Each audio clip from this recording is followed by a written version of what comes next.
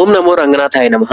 అందరికీ నమస్కారం. ఈ రోజు మనం దీపారాధన ఏ రకంగా చేయాలి, దీపాన్ని ఎలా వెలిగించాలి, ఏ దిశగా దీపం చూడాలి, ఇటువంటి విషయాలను తెలుసుకుందాం. సాజ్యం త్రివర్తి సంయుక్తం వహ్నినా యోజితం ప్రియం గృహాణ మంగళం దీపం త్రైలోక్య తిమిరాపహం.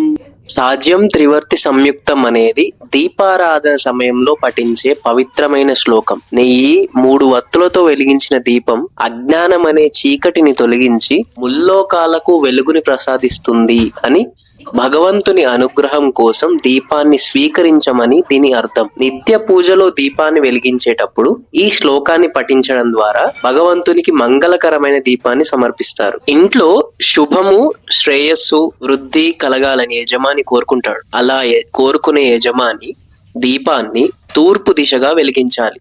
అంటే దీపము వెలగడం అనేది తూర్పును చూస్తున్నట్టుగా ఉండాలి. 3 ఒత్తులు ఉండాలి. ఆ 3 ఒత్తులు 3 జ్యోతులు సమంగా ప్రకాశించేలాగా ఏర్పాటు చేయాలి. దీపాన్ని పెట్టేటప్పుడు అది తూర్పు ముఖంగా ఉండాలి. ఇతర దిశను చూడకుండా జాగ్రత్త పడాలి. దీపం వెలిగిన క్షణం నుంచే అది మంగళ దీపం. ఆ జ్యోతుల్లో బ్రహ్మ, విష్ణు, పరమేశ్వరుల తత్వం ఉంది అని భావిస్తారు. అందుకే దీప స్థలంపై పసుపు, కుంకుమ, అక్షతలు లేదా పువ్వులు ఉంచాలి. ఇది మంగళ దీపం. కొన్నిసార్లు అమంగళ దీపము అని కూడా అంటారు.